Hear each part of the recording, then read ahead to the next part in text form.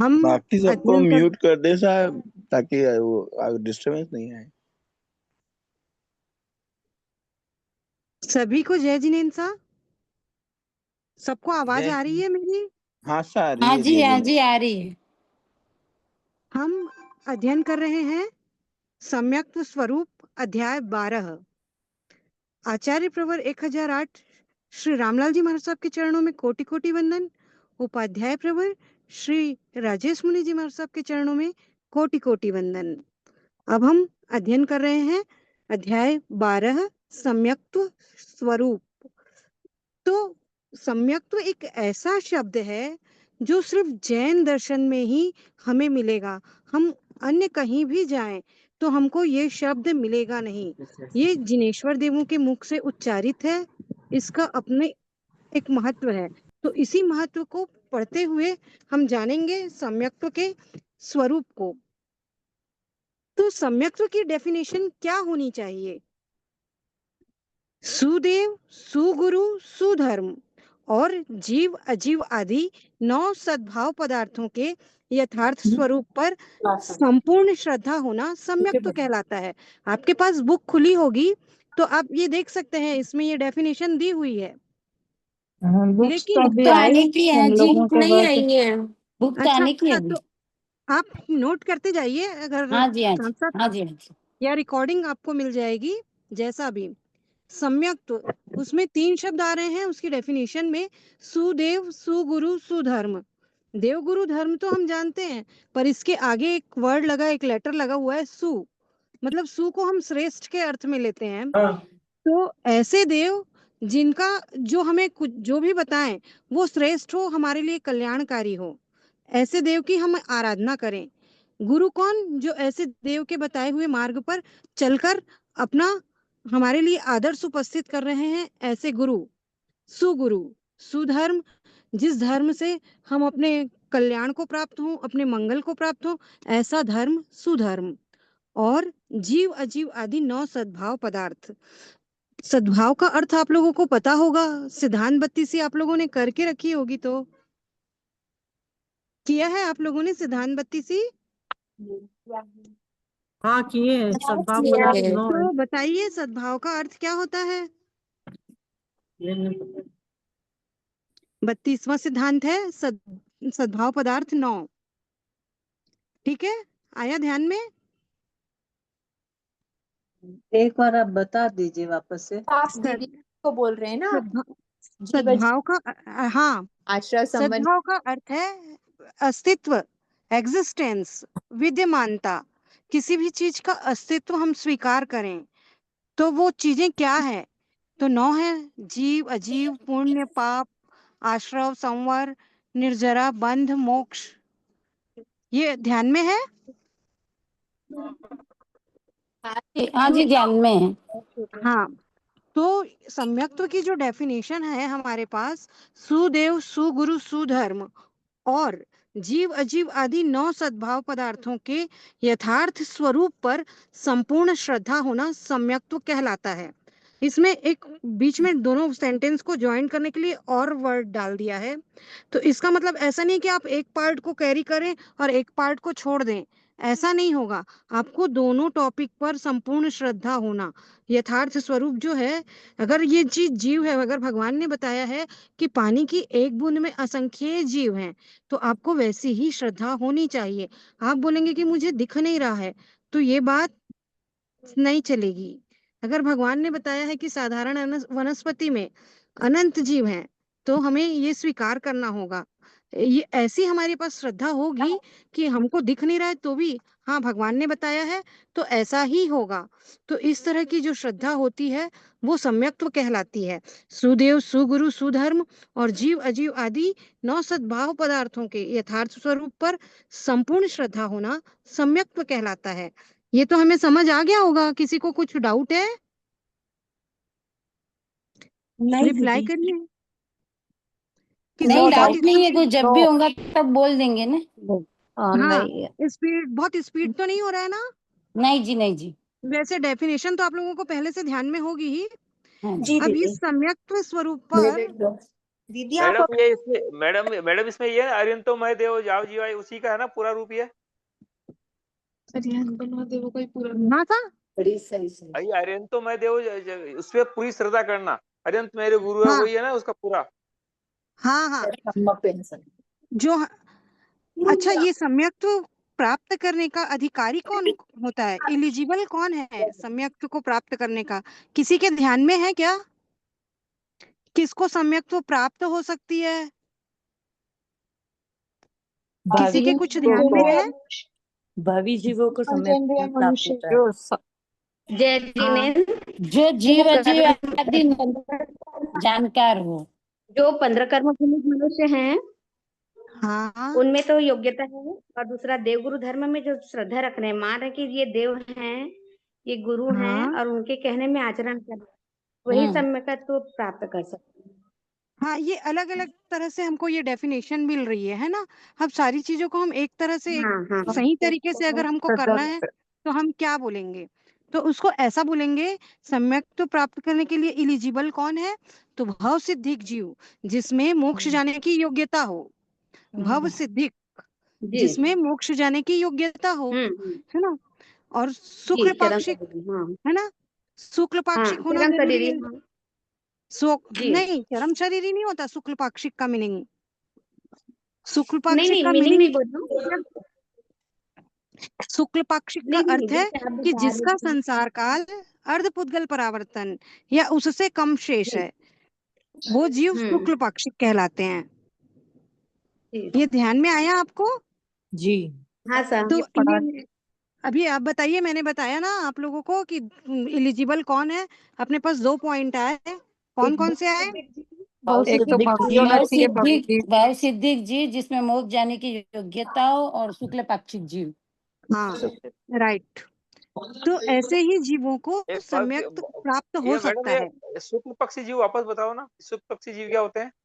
शुक्ल पाक्षिक जीव वे होते हैं जिनका संसार काल, मतलब जिनमें मोक्ष जाने का जो टाइम होता है वो अर्धपुद्गल परावर्तन काल या उससे कम बचा है। ये मतलब उस अर्धपुरुगल क्या इतने होता समय में वो है? जीव मोक्ष चला ही जाएगा।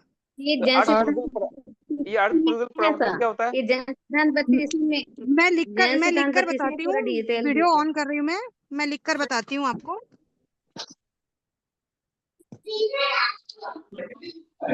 56 लोग हैं दयानंद जी, कौन सी बुक में से करवा रहे हैं? भाव सिद्धिक जीव, कौन सी बुक में से? कर्म प्रवृत्ति का है तो अध्याय 12। भाव सिद्धि जिसमें मोक्ष जाने की योग्यता हो।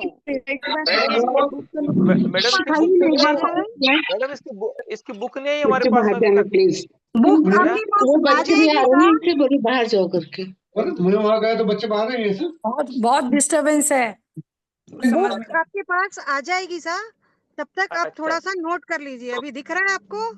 हमें शुक्ल स्क्रीनशॉट ले पाक्षिक, लेंगे, हम स्क्रीनशॉट देंगे हम। नहीं दिख रहा है, नहीं दिख रहा है। अभी अब दिख रहा है? इसमें अभी ज्यादा कुछ देखने का है नहीं सर। शुक्ल पाक्षिक, बहुत डिस्टरबेंस है। सारे लोग म्यूट हो जाएं, मैं बोल रही हूँ, थोड़ा सा फोकस करें। शुक्ल पाक्षिक का अर्थ है जिन जीवों का संसार काल अर्धपुद्गल परावर्तन काल या उससे कम शेष हो, तो वो जीव मोक्ष शुक्ल पाक्षिक कहलाते हैं। अर्धपुद्गल परावर्तन काल संसार काल शेष है, इसका मतलब है कि अर्धपुद्गल परावर्तन काल ही बचा है उनको मोक्ष जाने में, या उससे कम समय बचा है। समझ आया सर? क्लियर हुआ? शुक्ल पाक्षिक की मीनिंग बोलिए सर, बताइए, तब मुझे आगे बढ़ने में सुविधा रहेगी। हाँ जिसने पूछा वो बोले। हाँ सब समझ में आया। है ना? अर्धपुद्गल परावर्तन काल का मतलब क्या होता है? देखिए, हम जो भी चीज देख रहे हैं ना, पुद्गल परावर्तन एक डेफिनेशन है। पुद्गल परावर्तन काल एक टाइम पीरियड है, ये बहुत लंबा टाइम पीरियड है जिसमें अनंत अवसर्पिणी उत्सर्पिणी बीत जाती है। उसका आधा एक पुद्गल की बात कर रहे हैं हम, तो उसका अर्ध पुद्गल, आधे पुद्गल को परावर्तन होने में जो समय लगेगा, जितना टाइम पीरियड, इसमें भी बहुत समय है। अनंत अवसर्पिणी उत्सर्पिणी बीत जाती है अर्ध पुद्गल परावर्तन काल में भी, तो इतना टाइम पीरियड। लेकिन पहले की अपेक्षा हमारा टाइम पीरियड फिक्स हो गया कि हम इतने टाइम के बाद मोक्ष जाएंगे ही जाएंगे। जिस टाइम पर ये फिक्स हुआ वो समय, वो जीव शुक्ल पाक्षिक कहलाने लगता है। उसके पहले जीव कृष्ण पाक्षिक होता है, उसका कोई टाइम फिक्स नहीं रहता कि वो कब मोक्ष जाएगा। लेकिन जैसे ही कोई भवसिद्धिक जीव है, अगर उसका संसार काल अर्धपुद्गल परावर्तन काल की रेंज में आ जाता है, तो वो जीव शुक्ल पाक्षिक कहलाने लगता है। कोई डाउट सा? क्लियर हुआ? हो गया, क्लियर हो गया मैडम। क्लियर है आगे सर। बढ़ आगे बढ़े। पुद्गल परावर्तन में Yes, ma'am. असंख्य या अनंत क्या लिखना? उत्सर्पिणी अवसर्पिणी उत्सर्पिणी अवसर्पिणी सभी देखेंगे सर। अनंत अवसर्पिणी उत्सर्पिणी है। अनंत या असंख्य क्या लिखना है? नहीं नहीं, अनंत अनंत, असंख्य नहीं। अनंत है, अनंत। हाँ जी हाँ। जी। जय तो जिनेन्द्र अब सम्यक्त्व की बात कर रहे हैं हम। हाँ साहब बोलिए। ये आपने बताया कृष्ण पाक्षिक जीव, हाँ तो क्या कृष्ण पाक्षिक जीव शुक्ल पाक्षिक जीव हो जाता है, जीव, बन जाता हाँ है? हाँ, भव सिद्धिक जीव है ना। पहली बात अपन ने भव सिद्धिक की है ना। तो भव सिद्धिक जीव है, उस दो प्रकार के हैं। अभी ऐसे जीव हैं जिनको कब मोक्ष जाएंगे अभी ये फिक्स नहीं हुआ है। अभी वो संसार में घूम रहे हैं घूम रहे हैं घूम रहे हैं। अभी कोई टाइम डिसाइड नहीं हुआ है कि अब ये मोक्ष जाने की रेंज में आ गए हैं। क्या तो हम भी ऐसे भाव जीव सिद्धिक कृष्ण जीव हैं? पाक्षिक कहलाते हैं। हाँ सर। हम भी भाव सिद्धिक जीव हैं? हाँ, अगर हमारे भीतर में मोक्ष जाने की योग्यता है, हमको मोक्ष जाने की इच्छा है, तो हम भव सिद्धिक ही हैं सा। अभव सिद्धिक जीव बहुत थोड़े होते हैं। अपना भी सिद्धो जैसा जीव है। हाँ, अपन भी सिद्ध होंगे, इसीलिए अपन भव सिद्धिक जीव हैं। अपन भव सिद्धिक जीव हैं सा। आप और हम सभी भगवान की आज्ञा में भगवान की आज्ञा की आराधना कर रहे हैं, तो सभी भव सिद्धिक जीव हैं सा। जो नहीं कर रहा है वो अभवी जीव जो बोलते हैं ना सा। अभवी सुना होगा आप लोगों ने। हाँ, तो हाँ, अब हम अभवी कभी जीव कभी जिसमें बन सकते मोक्ष हैं क्या? जाने की, अभवी जीव जिसमें मोक्ष जाने की योग्यता नहीं है, अभव सिद्धिक कहते हैं उसे। अब भविष्य सिद्धि कभी सिद्ध जीव बन सकता है कि भव सिद्ध बन सकता है क्या, ये पूछेगा किसी? नहीं, अभव सिद्धिक जीव कभी भी भव सिद्धिक नहीं बन सकता। अगर अच्छा। अभव सिद्धिक है तो वो अभव सिद्धिक ही रहेगा। अब भव सिद्धिक जीव जो है उसके पास दो टाइप हैं अपने पास भव सिद्धिक जीव में, कि एक जीव उसमें कृष्ण पाक्षिक है, एक जीव उसमें शुक्ल पाक्षिक है। तो कृष्ण पाक्षिक जीव जो है उसका अभी संसार काल कितना है हम नहीं बता सकते। लेकिन जो जीव शुक्ल पाक्षिक बन गया है उसके लिए बताया जाता है कि वो अर्धपुद्गल परावर्तन काल या उससे कम समय में मोक्ष जाएगा। दीदी कृष्ण पाक्षिक शुक्ल पाक्षिक बन सकता है ना? हाँ, कृष्ण पाक्षिक तो शुक्ल पाक्षिक बनेगा। हम अपन भी पहले कृष्ण पाक्षिक थे, और जब हमारा संसार काल सीमित होते होते अर्धपुद्गल परावर्तन काल की रेंज में या उससे और अंदर आए हम, तो क्या कहलाए हम? भव सिद्धिक शुक्ल पाक्षिक जीव। शुक्ल पाक्षिक। ठीक है दीदी। देखिए मैं एक ड्रॉ कर रही हूँ, आप लोग ध्यान दीजिएगा। ये जीव है, ये संसार में घूम रहा है घूम रहा है घूम रहा है। ये कब मोक्ष जाएगा पता नहीं है। ये मोक्ष, ये इसको हम मोक्ष समझते हैं। अगर ये जीव है, ये मोक्ष है, तो हमें अभी इस जीव को अभी डिसाइड नहीं हुआ है कि ये कब मोक्ष जाएगा। ये संसार में घूम ही रहा है। और यहाँ पर कोई जीव है, यहाँ पर, यहाँ से यहाँ तक का जो डिस्टेंस है ये अर्धपुद्गल परावर्तन काल है। ये जो समय है अर्धपुद्गल परावर्तन काल। ये जीव ट्रेवल करते करते यहाँ पर आया, तो ये जीव कृष्ण पाक्षिक था, ये यहाँ पर आकर शुक्ल पाक्षिक बन जाएगा। ये जीव जो यहाँ पर कृष्ण पाक्षिक है, ये यहाँ पर कृष्ण पाक्षिक है, ये जीव घूम रहा है, कितना घूमेगा अभी नहीं पता संसार में, लेकिन इस पॉइंट पर आएगा तो पता चल जाएगा कि अब इसको और कितना घूमना है, इसका एंड कहाँ पे है। तो इसको पता चल जाएगा कि बस मेरे को अर्धपुद्गल परावर्तन काल में मोक्ष जाना है, उससे कम बचा है यहाँ पे भी पता चल सकता है। लेकिन जैसे ही अर्धपुद्गल परावर्तन काल या उससे कम समय इसके मोक्ष जाने का शेष हो, तो ये जीव शुक्ल पाक्षिक कहलाएगा। समझ आया सा? क्लियर हुआ? हाँ। ओके। तो हम हमेशा सुनते आ रहे हैं कि मोक्ष जाने में हमको बाधा कौन पहुंचाता है? कौन पहुंचाता है, कोई बताएंगे क्या? मिथ्यात्व पहुंचाता है, ठीक है। और कोई बताएगा? मौनीकरण। 8 कर्म है ना अपने पास, एक कर्म का नाम बताइए। 8 कर्म। 8 कर्म है, उसमें से किसी एक कर्म का नाम बताइए। मौनी कर्म। हाँ, मोहनी कर्म है। जब तक मोहनी कर्म है हमारे साथ, तब तक हम मोक्ष जाने के लिए बहुत हमें दिक्कत है। मतलब हम सोच नहीं सकते, जब तक हम मोहनी कर्म को हटाएंगे नहीं अपनी आत्मा से, तब तक हम मोक्ष नहीं जा सकते। अगर मोहनी कर्म हटा, हमारी आत्मा से पूरी तरह से समाप्त हो गया, तो हमको मोक्ष जाने में समय नहीं लगेगा। लेकिन मोहनी कर्म में प्रकृतियां हैं, मोहनी कर्म की भी कितनी प्रकृतियां हैं? 28।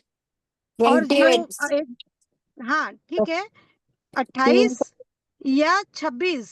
28 किसकी है? जिसने एक बार सम्यक तो प्राप्त कर लिया, उसकी 26 रह गई। उसकी 28 की सत्ता हो जाती है।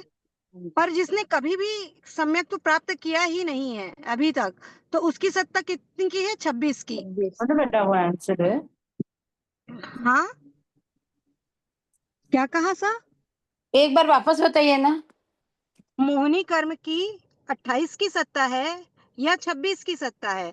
तो हम इससे क्या समझेंगे? जिसके पास 28 की सत्ता है, उस जीव ने पहले सम्यक तो प्राप्त कर लिया है, और जिसके पास 26 की सत्ता है, इसने अभी तक एक भी बार सम्यक तो प्राप्त नहीं किया है। ये समझ आया सा? जी हाँ जी, हाँ जी, हाँ बस जी। मिथ्या मोहनी रहेगी सिर्फ एक ही। बताइए, तीन में अलग अलग। 26 है मतलब क्या हुआ? 26 है, इसका क्या मतलब समझे हम? मतलब उसके पास एक ही है, वो मिथ्या मोहनी है खाली। अभी तक उसने सम्यक वेदनी और सम्यक मिथ्यात्व वेदनी की सत्ता नहीं बनाई है। मिश्र की और उसकी नहीं करेंगे, एक की करेंगे खाली, तीन में से एक की करेंगे। हाँ, सिर्फ अभी उसके पास मिथ्यात्व वेदनी की ही सत्ता है। हाँ, एक ही 26 है, रहेगी उसमें। इसका मतलब है कि सिर्फ मिथ्यात्व वेदनीय की ही सत्ता है। अभी और त्रिपुंज 28 नहीं है, किया उसने ना। इसका तो मतलब है कि मतलब इसकी तीनों ब्रांच बन गई है, मिथ्यात्व तीन ब्रांच वेदनीय, सम्यक्त्व और मिश्र वेदनीय और मिश्र। और सम्यक मिथ्यात्व वेदनीय। नहीं, मिश्र नहीं कहना सा। तो सम्यक मिथ्यात्व, वो सॉरी, हाँ, सम्यक मिथ्यात्व। है ना, सम्यक मिथ्यात्व वेदनीय। अगर 28 की सत्ता है तो ये तीनों रहेगी, 26 की सत्ता है, इसका मतलब सिर्फ आप मिथ्यात्व वेदनीय है साहब।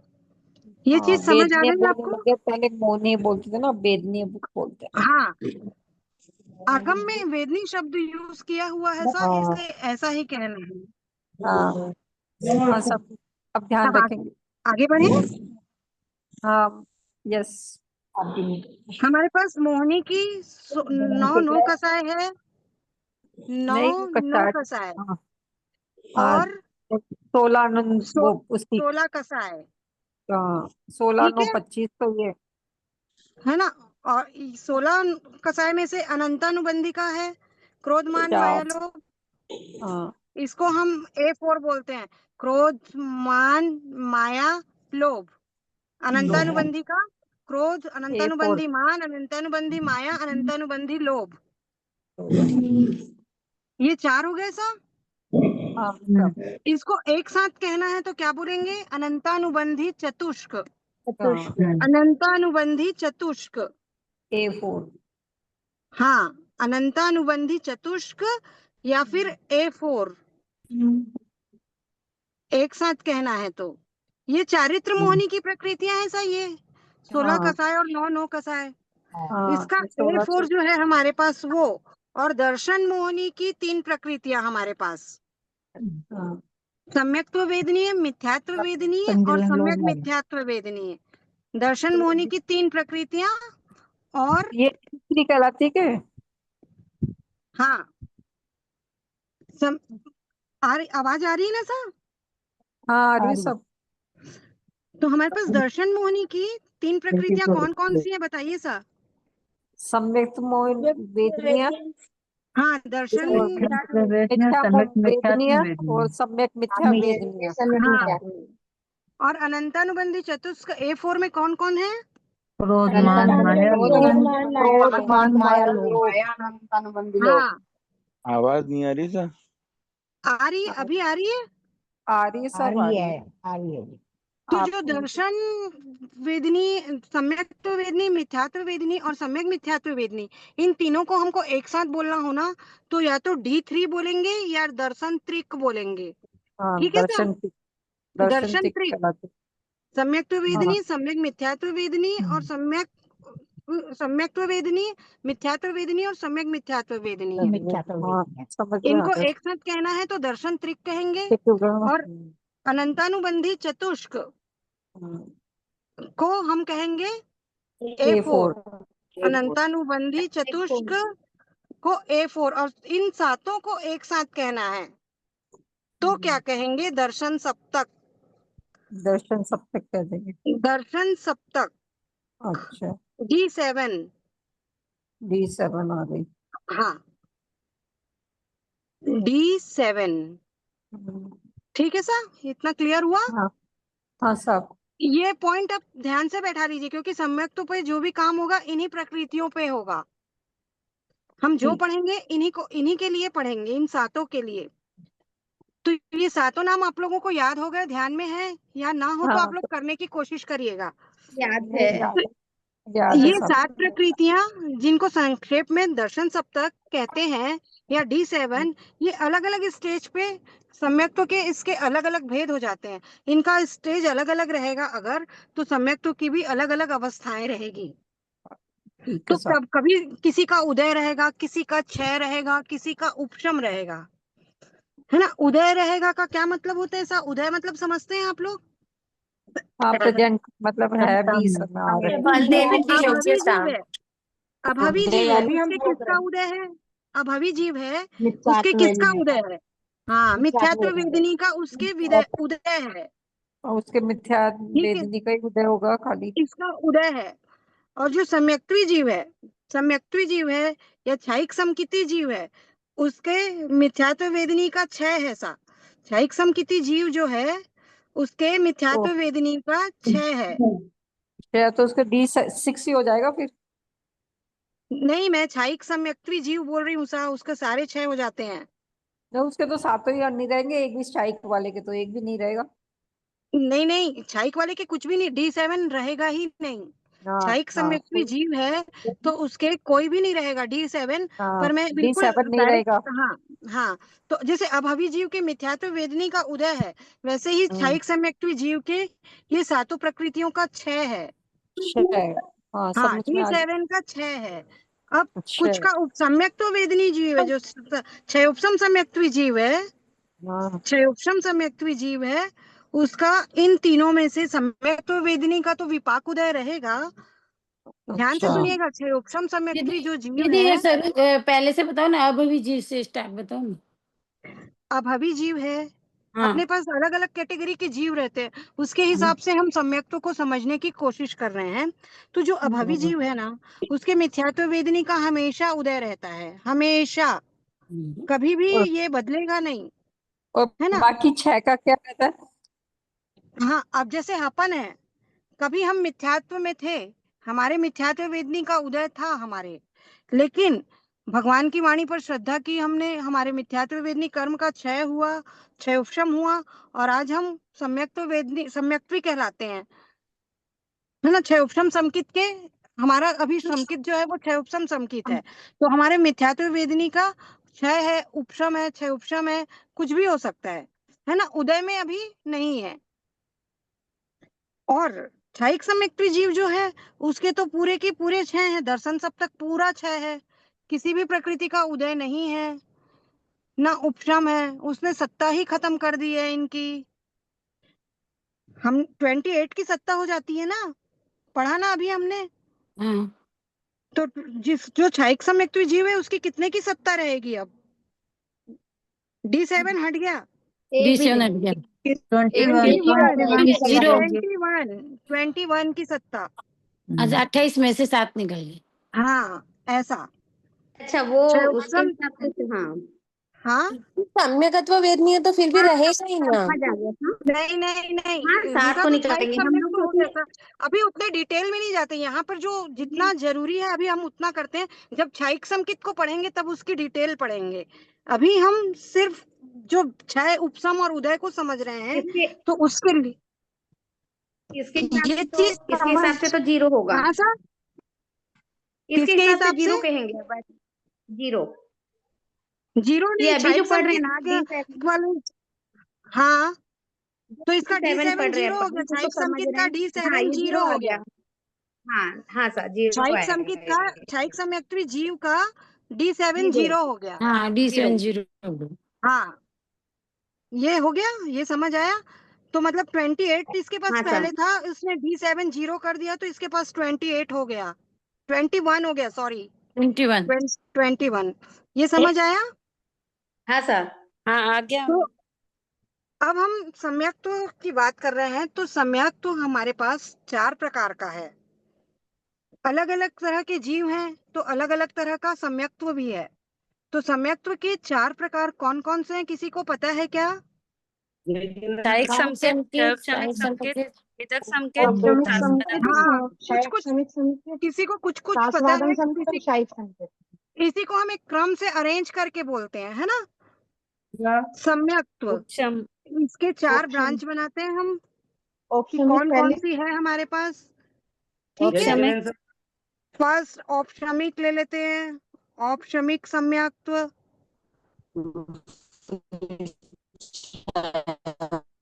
सेकंड कौन सा हो जाएगा? छायोपशमिक क्षयोपशमिक, सम्यक्त्व। थर्ड कौन सा हो जाएगा? शास्त्रवादन। वेदक, सासादन। शास्त्रवादन। सासादन ही बोलना है सा अभी। दीदी दूसरा कौन है? क्षयोपशमिक, क्षयोपशमिक। क्षयोपशमिक गलत लिख दिया मैंने, सॉरी। क्षयोपशमिक, सासादन, और इसके बाद आएगा क्षयिक। क्षयिक, क्षयिक, ये चारों पता है सम्यक्त्व के नाम है, ये अलग अलग प्रकार के सम्यक्त्व हैं। औपशमिक सम्यक्त्व, क्षयोपशमिक सम्यक्त्व, सासादन सम्यक्त्व, क्षयिक सम्यक्त्व। तो अब हम औपशमिक सम्यक्त्व किसको कहते हैं, सबसे पहले तो यही देखेंगे हम। तो अभी हमने क्या पढ़ा है, D3 और A4 पढ़ा है ना। D3 और A4 का मतलब आपको समझ आ गया ना। हाँ सर जी हाँ जी हाँ जी। तो जो जिसके पास D3 का उपसम है, D3 का उपसम, उपसम का मतलब क्या ये बताएंगे आपको। A4 का सत्ता में 6 तो भी है, हो। दबे सत्ता में हुए है हैं। लेकिन उदय में नहीं है। हाँ A4 का 6 है या 6 उपशम है। A4 अनंतानुबंधी चतुष्क कौन कौन से? और मान मान माया लोग, अनंतानुबंधी, अनंताबंदी की हाँ चौपड़ी। अभी 6 का अर्थ क्या है कि बिल्कुल ही खत्म हो गया, है ही नहीं अपने पास में, अपनी आत्मा में है ही नहीं A4। लेकिन 6 उपशम की क्या मीनिंग है? कुछ का क्षय, कुछ का उपशम। हाँ कुछ का 6 कुछ का नहीं 6। ऐसा नहीं कहना अपने को। जो अपन दलिक बांधते हैं ना आत्मा में कर्मों के, तो जो A4 के जो दलिक हैं उनमें जो अनुभव है, उसका रस है, जो हमको फल देता है, उदय में आता है तो हमको अनुभव में पता चलता है ना। हमको दिक्कत आती है ना किसी चीज को समझने में, करने में, श्रद्धा करने में। जब कर्मों के दलिक प्रदेश में जो रस रहता है, वो जब तीव्र रूप से रहता है उदय में, तो हमको श्रद्धा करने में दिक्कत आती है ना। जी कितना भी समझाए, भगवान की वाणी है, ऐसा नहीं करना चाहिए, तो हमको दिक्कत आती है ना। हाँ, और समझ किसी में कोई व्यक्ति ऐसा भी तो होता है जिसको एक बार समझाते हैं तो समझ आ जाता है। कि अगर उसको एक बार कहा जाएगा कि आप जीवों की हिंसा मत करिए, पेड़ के पत्ते मत तोड़िए, इसमें जीव है, उसको एक बार में समझ आ गया। और किसी को आप कह रहे हैं तो भी वो तोड़ते ही जा रहा है, तोड़ते ही जा रहा है, तोड़ते ही जा रहा है। तो कैमरे को दोनों थोड़ा सा सीधा करेंगे क्या? अभी देखिए, बताइए अभी। मतलब ये सामने से दिखाइए ना, ये पूरा टेढ़ा हो गया है, साइड से दिख रहा है पूरा। आज थोड़ा सा आप लोग एडजस्ट कर लीजिए। असल में कोई मैं बात बाहर हूँ ना, आज मैं बाहर हूँ नहीं। तो मैं बाहर से क्लास ले रही हूँ, ठीक है। इसलिए ठीक है, नेक्स्ट ठीक है, टाइम मैं ठीक। बिल्कुल प्रॉपर अरेंजमेंट के साथ ही बताऊंगी, है ना। जी, आपका जो ब्लैक बोर्ड है ना उसको सीधा कर हाँ दीजिए, वो आड़े में है, बस इतना ही बोलना है उनका। ठीक है, हाँ, ऐसा सीधा करिए उसको। अभी ठीक है। यस, थोड़ा नीचे करिए। हाँ, अभी अब ठीक है, ओके। ओके। एक बार आप संयोक्षम का वापस अर्थ बताएंगे? हाँ, क्षयोपशम की बात कर रहे हैं हम, है ना। तो क्षयोपशम के बोर्ड अर्थ को दिखाई समझना दे है हमको। दीदी, बोर्ड दिखाई नहीं दे रहा है। एक सेकंड कर रहे हैं। अभी दिख रहा है? हाँ, अब दिखा है, हाँ। पूरा नहीं दिख रहा है। अभी अधूरा अधूरा दिख रहा है, बस बराबर है। नहीं, मेरे को नहीं दिख रहा है दीदी। कुछ नहीं, नहीं अब दिख रहा है बराबर है। दीदी, कुछ नहीं दिख रहा है। दिख रहा है, नहीं तो एकदम अभी सही अभी दिख रहा है। सुनिए, अभी ज्यादा देखने का है भी नहीं, है ना। तो मैं बोल नहीं, रही हूँ, दिख आप रहा है, उसको। दिख रहा है। अच्छा, आप बोलिए, हम लोग सुन लेते हैं। अभी हम क्षयोपशम को सुन रहे हैं ना। क्षय को तो हम समझ लिए कि हमारे पास अनंतानुबंधी चतुष्क का कोई भी दलिक नहीं है, उसमें कोई भी रस नहीं है, ना हमारे पास वो प्रकृति है, ना उसमें रस है। पर जिसके पास है प्रकृति, अनंतानुबंधी चतुष्क के दलिक हैं, उसके लिए कैसे होगा। तो उसके लिए क्षयोपशम वर्ड यूज किया है। तो ये क्षयोपशम कभी तीव्र होता है, कभी मंद होता है ना। तो ये क्षयोपशम क्या है, ये कर्मों के दलिक है। ये हम अगर असत कल्पना से ऐसा समझते हैं कि ये कर्म दलिक हमारी आत्मा से चिपका हुआ है, अनंतानुबंधी चतुष्क का। कोई भी हो सकता है, क्रोध मान माया लोभ कुछ भी हो सकता है ये, ठीक है। ये उदय में है, ये एकदम डार्क है इसका रस। ये जब दलिक उदय में आता है, ये दलिक जब भी उदय में आएगा तो ऐसा हमको फल देगा कि हमें कोई कितना भी समझाए, हमें समझ नहीं आने वाला है। ये इसका रस, इसमें जो हमने रस डाला है बंद करते समय, वो जब उदय में आएगा तो अब हमें कोई भी समझाए कि पानी मत ढोलिए, व्यर्थ का पानी नष्ट मत कीजिए, तो हमें समझ नहीं आने वाला है।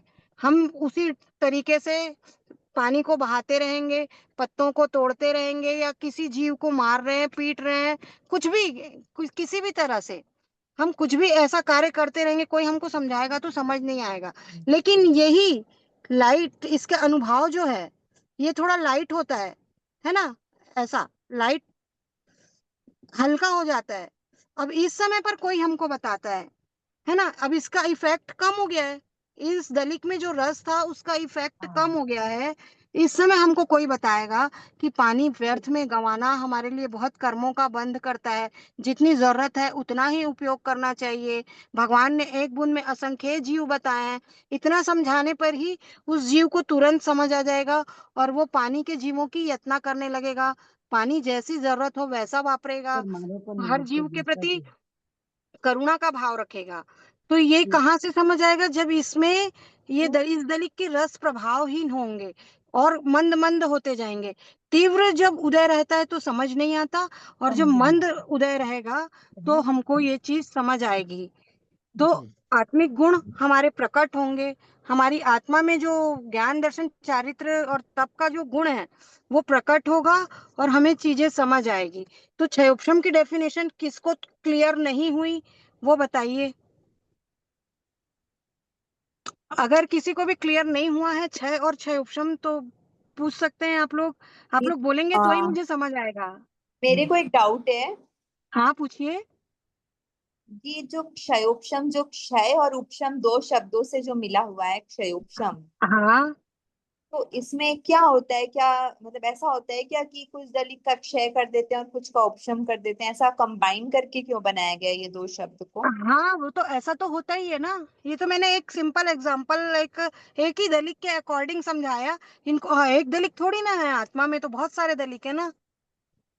हाँ तो मतलब आत्मा में बहुत सारे दलिक हैं, कुछ दलिक क्षय भी हो गए हैं, तो जो दलिक उदय में चल रहे हैं, बात उदय की रहती है, जी बात उदय की रहेगी।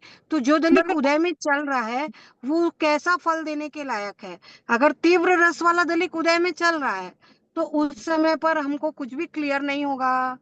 आप चाहे इस स्थानक के अंदर भी बैठे रहोगे, लेकिन अगर आपको कोई कितना भी समझा ले, आपको क्लियर नहीं होगा, वो भाव ही नहीं आएंगे उस तरह से। और यही ये दलिक मंद रस वाला उदय में चल रहा है हमारे, उस समय पर अगर हम किसी को बताते हैं या कोई हमें समझाता है तो हमें चीजें समझ आती है कि भगवान ने ऐसा फरमाया है, हमको ऐसा आचरण करना चाहिए, हमको ऐसा जीवन जीना चाहिए।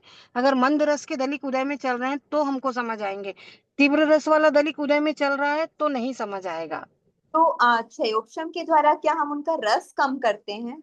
हाँ, हम जो अनेक अनेक शुभ कार्य करते हैं, अनेक अनेक बहुत अच्छे अच्छे जो कार्य करते हैं, चाहे कुछ भी करते हैं ना, हम जैसे वंदना कर रहे हैं, त्याग कर रहे हैं, तप कर रहे हैं, स्वाध्याय कर रहे हैं, किसी मतलब गाय को चारा डाल रहे हैं, या चींटी की कतार को मतलब शक्कर डाल रहे हैं, मतलब किसी भी तरह से अपन घर का ही काम करते हुए अपने भीतर में करुणा का भाव है, दया का भाव है कि हम बहुत यत्नपूर्वक कार्य कर रहे हैं।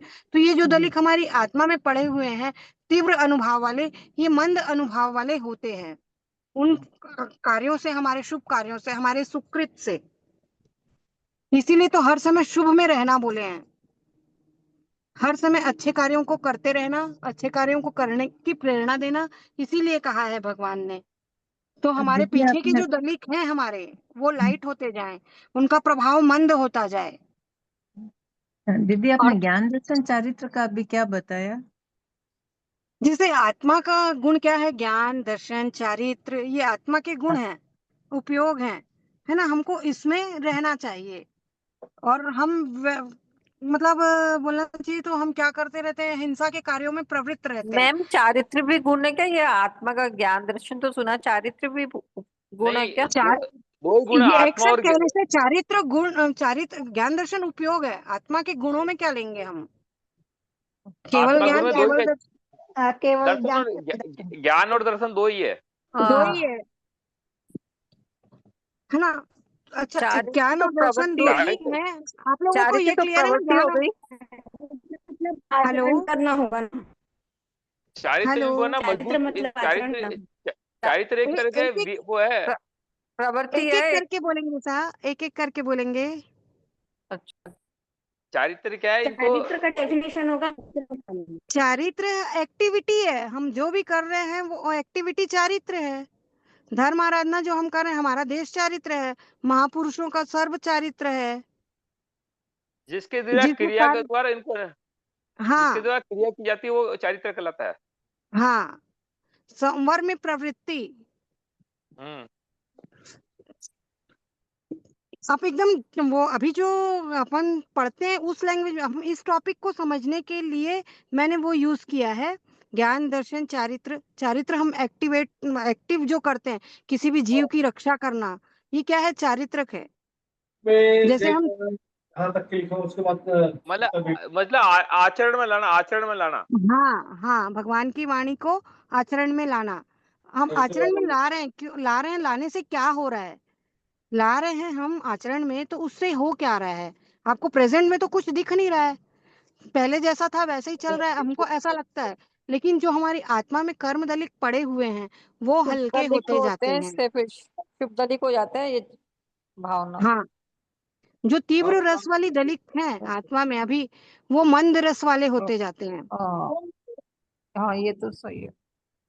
जो भी हम शुभ कार्य करते हैं, जो भी, उससे हमारे जो अशुभ कर्म है, उनके जो वो तीव्र रस हैं वो मंद रस वाले होते हैं। तीव्रता में कमी आती है।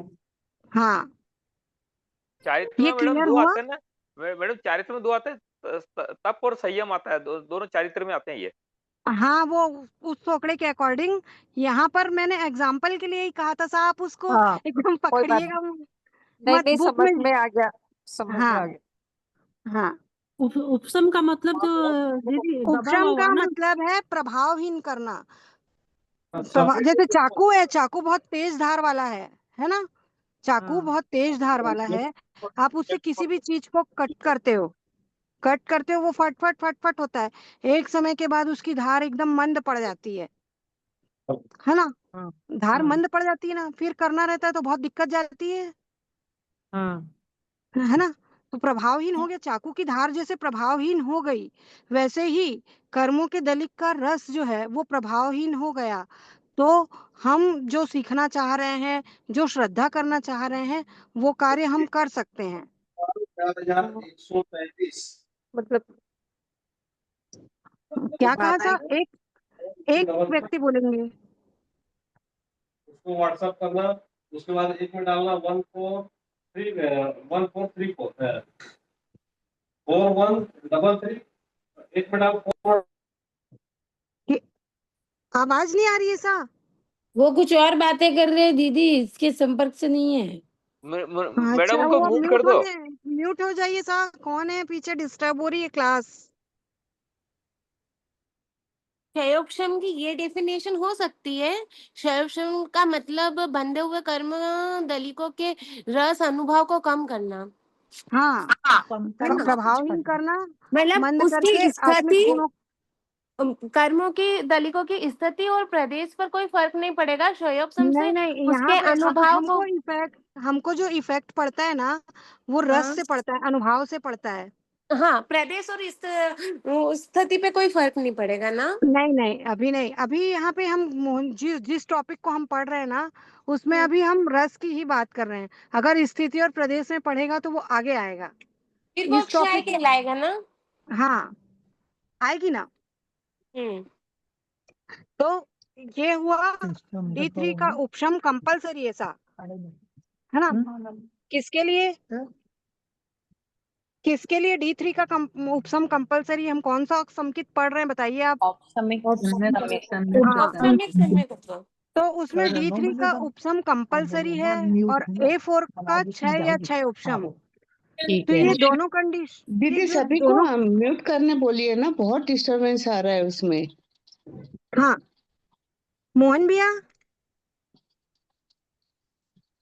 है या और कोई है यार, ऐसा? जिसको नहीं आता है ना, जो शुरू से क्लास कर रहा है, जिसको पहले से आता है वो सब आगे बढ़ जाते हैं, जिसको नहीं आता उसको फिर वो शांत बैठ जाता है, उसको कुछ ही समझ में नहीं आ रहा है फिर। बराबर, एकदम सही।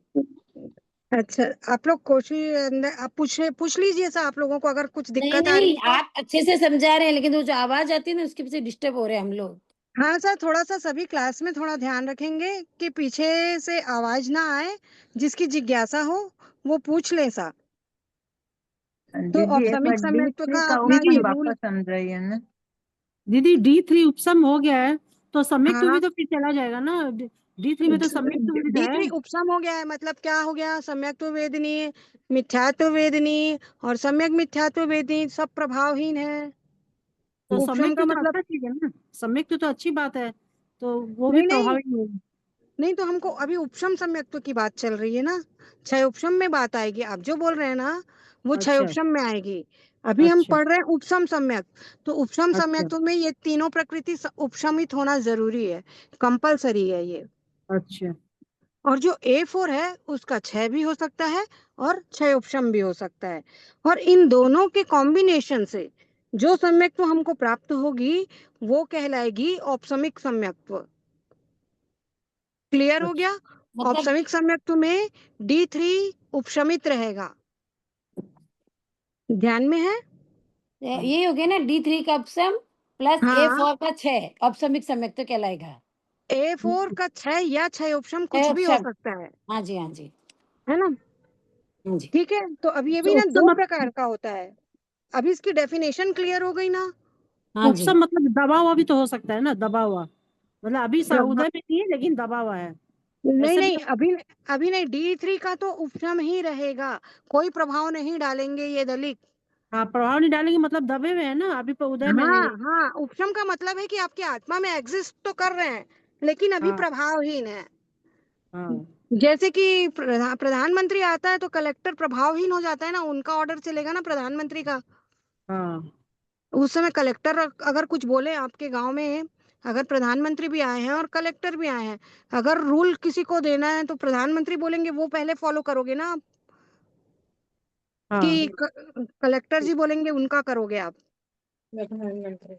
तो दीदी जैसे इसमें प्रधानमंत्री के आने से कलेक्टर प्रभावहीन हो गए हैं अभी, हाँ बाद में फिर चलेगा वो ठीक है, लेकिन अभी की बात है तो अभी प्रधानमंत्री का ही चलेगा। वैसे ही अभी D3 का उपशम ही रहेगा, अभी आगे सम्यक तो प्राप्त करने की प्रोसेस चल रही है ना ये, तो हाँ अभी हाँ D3 जी, उपशमित ही रहेंगे, तो दीदी समझ में आ इसमें गया डी दीदी। डी है ना। थ्री उपशमित अभी रहेंगे तो इसमें सम्यक तो वेदनी को क्या समझें फिर? दीदी कहाँ पे अभी नहीं समझना है सम्यक, अभी उपशमित है, अभी इतना ही समझना है कि सम्यक तो अभी वेदनी दबा हुआ है, उपशम है। अभी दबा हुआ है। अभी D3 दबा हुआ हाँ है और सिर्फ A4 का ही क्षय या क्षयोपशम चल रहा है। बस इतना ही ध्यान रखना है अभी अपने को। ठीक दीदी। तो अभी मैम ये औपशमिक सम्यक तो हमारे औपशमिक पास है दो कि प्रकार, उपशम है? औपशमिक ओ अच्छा, ओके मैम। यही नेम है इसका, औपशमिक सम्यक्त्व।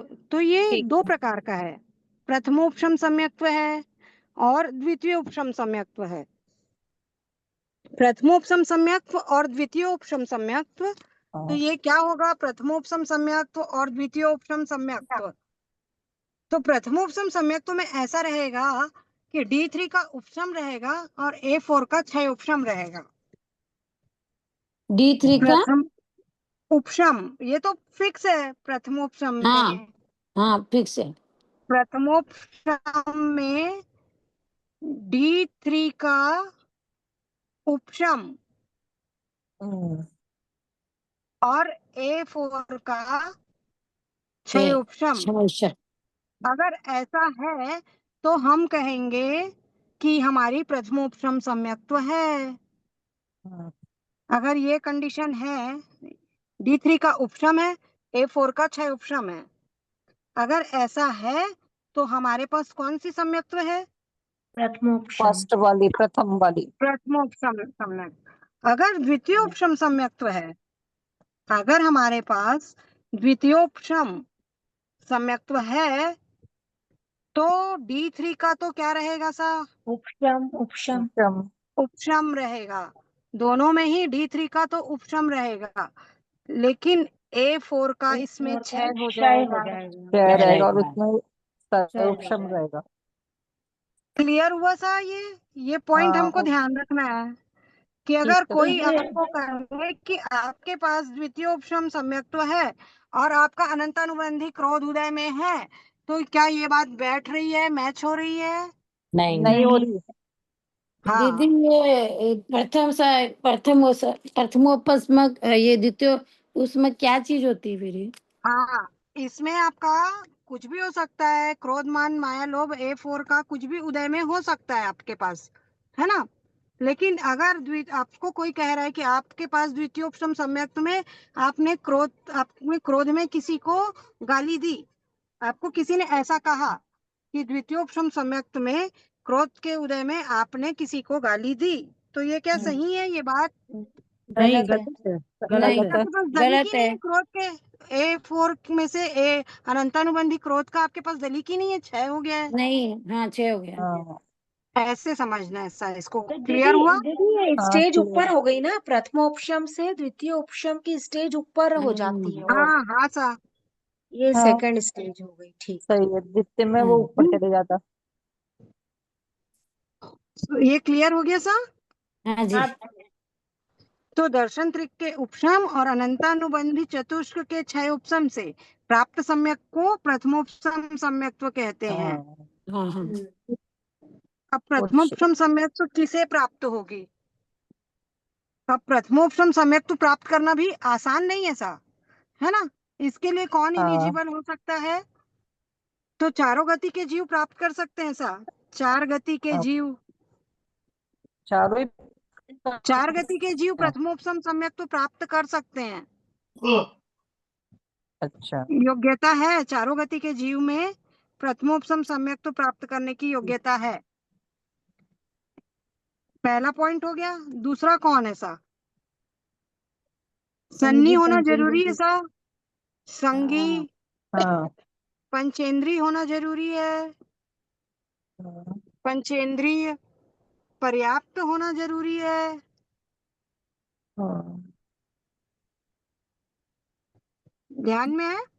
हाँ जी। अगर इतनी चीजें हम पूरी कर रहे हैं तो प्रथमोपसम सम्यक तो प्राप्त कर सकते हैं। आप संगी हो, आप हाँ संगी जी। हो, हाँ जी। हाँ जी। संगी पंचेंद्री हो, मतलब जिसके मन है। हाँ जी। पर्याप्त हाँ हो, हाँ आप हाँ प्रथमोपसम सम्यक तो प्राप्त कर सकते हो।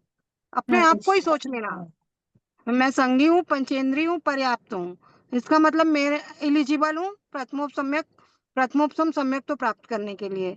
मनुष्य गति में भी हूँ, चारों गति के जीव प्राप्त कर सकते तीन हैं। तो कंडीशन दोनों बनी बात फिर। हमने पूरी की ना, दोनों बात तीनों पूरी हो बात गई सा। जी दीदी। अब एक इंद्री प्राप्त कर सकता है क्या सा? नहीं नहीं नहीं नहीं नहीं प्राप्त कर सकता। मन विकलेंद्री वाला ही कर सकता है। नहीं नहीं मन वाला ही कर एकेंद्री, सकता है। पंचेंद्रिय होना विकलेंद्री, जरूरी है। एकेंद्री, विकले विकलेंद्री और वो असंगनी पंचेंद्री, तीनों ही नहीं ये करेंगे कर ये। सकते हैं क्या सिया? नहीं ये कर सकते हैं? नहीं क्यों नहीं नहीं कर सकते सा ये तीनों? क्योंकि ये तन्वी प्रथमोपसम पंचेंद्री के खिलाफ है। क्योंकि वो ये सन्नी होना असन्नी चाहिए। है। पंचेंद्रिय कर सकते हैं। हाँ, असन्नी है सबसे पहली बात तो, ये वाला आप फिगर पूरा ही नहीं कर रहे हैं। नहीं। एकेंद्री भी असंगी है, विकलेंद्री भी असंगी है, असन्नी पंचेंद्री भी असंगी है, फिर पंचेंद्री होना जरूरी है, तो ये वो लोग ये भी पूरा नहीं कर रहे हैं। ये पंचेंद्री है तो असंगी है, ना ये हाँ जी। पंचेंद्री है ना संगी है, इसलिए ये लोग प्रथमोपसम सम्यक तो प्राप्त नहीं कर सकते। तो चार गति के जीव की योग्यता तो है, चार गति में ये किसी न किसी गति में तो आ रहे हैं, लेकिन फिर भी ये लोग एलिजिबल नहीं योग्यता है। नहीं है, योग्यता हाँ, नहीं है। योग्यता नहीं है। पंचेंद्री भी नहीं और सनी भी नहीं है, दोनों ही नहीं है इसलिए। हाँ सर, अनादि मिथ्या दृष्टि जीव और सादी मिथ्या दृष्टि जीव, दोनों प्रकार के जीव प्रथमोपसम सम्यक तो प्राप्त कर सकते हैं। तीसरा पॉइंट हमारे पास आता है, अनादि मिथ्या दृष्टि जीव मतलब जिसने एक बार भी सम्यक तो प्राप्त नहीं किया है, 26 की सत्ता वाला। अनादि मिथ्या दृष्टि जीव का मतलब क्या है कि उसकी सत्ता 26 की है। ठीक है, अनादि मिथ्या दृष्टि जीव 26 की सत्ता है। मोहनी की मतलब अनादि मिथ्या दृष्टि जीव है। मिथ्या दृष्टि जीव और सादी मिथ्या दृष्टि मतलब 28 की सत्ता की, एक बार तो सम्यक की शुरुआत हो चुकी है। सादी मतलब स्टार्ट एक करना। बार स्पीड स्पीड हो रहा है बहुत, थोड़ा थोड़ा धीरे। स्लो करूं? हाँ जी। बहुत स्पीड है। 28 की सत्ता वाला जीव सादी मिथ्या दृष्टि, सादी मिथ्या दृष्टि जीव ये मिथ्या भी दृष्टि बोलेंगे, प्रथमोपसम सम्यक तो प्राप्त कर सकता है। इसको एक भी बार मिथ्या दृष्टि बोलेंगे, क्या कहा सा? इसको भी मिथ्या दृष्टि बोलेंगे क्या दीदी, शादी के साथ भी? तो सम्यक्तों को बहुत संभाल के रखना पड़ता है ऐसा। अगर गिर गए, अश्रद्धा हो गई भगवान की वाणी पे, या वापस मिथ्यात्व में चले जाते हैं, तो एक बार शुरुआत तो की थी सम्यक्तों की। शादी मतलब आदि, आदि मतलब स्टार्ट, एक बार सम्यक तो प्राप्त तो किया, लेकिन फिर वापस पहले में चले गए, चौथे में गए तो आगे भी बढ़े होंगे, लेकिन संभाल नहीं सके तो वापस यहाँ चले गए, पहले में आ गए। पहले में आ गए। तो इसको ऐसे जीव को क्या बोलेंगे? सादी मिथ्या दृष्टि, अच्छा है ना। तो सम्यक्तों को संभालने के लिए हमें बहुत पुरुषार्थ करना पड़ता है। तो ये चीजें समझ आई सा? हाँ सब आज। ये थर्ड तो वाला पॉइंट समझ नहीं आया।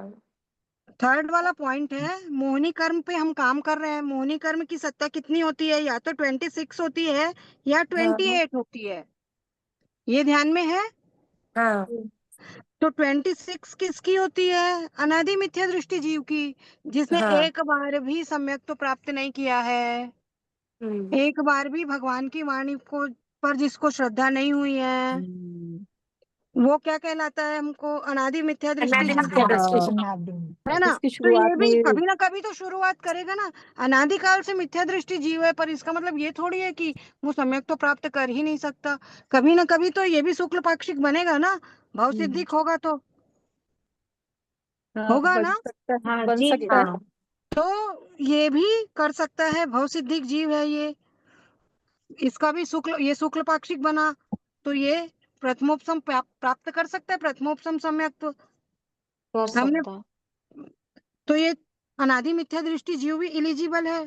अब जिसने एक बार प्राप्त कर लिया पर घुमा दिया, हम हमारी लैंग्वेज में बात करते हैं समझने की, है ना, तो क्या वो दोबारा नहीं प्राप्त कर सकता?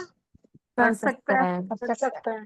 जैसे आप कोई चीज लेकर आए और आपसे घूम गई, तो क्या आप दोबारा उसको नहीं ले सकते? ले सकते हैं। ले सकते हैं ना। तो बस ये एक बार ले आए मतलब आपके घर में उसकी एग्जिस्टेंस तो हो गई थी ना। वैसे ही लेकिन एक बार सम्यक को प्राप्त किया तो आपकी आत्मा में 28 की सत्ता तो हो गई ना। हाँ, शादी हो गया मतलब।